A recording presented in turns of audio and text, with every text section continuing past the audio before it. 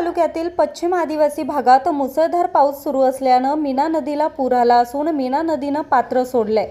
मुसळधार पावसामुळे शेतकऱ्यांच्या शेतात पाणी साचलं असून सोयाबीन, टोमॅटो या पिकं पाण्याखाली गेली आहेत।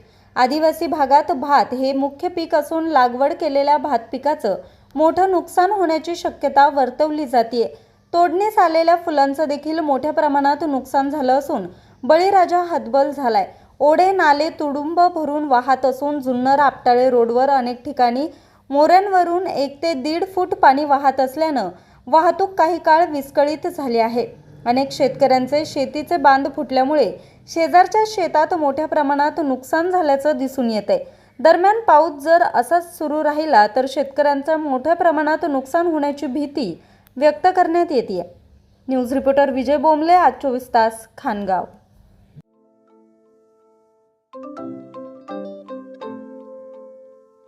नवनवीन आणि ताज्या घडामोडींसाठी आज 24 तास सबस्क्राईब करा।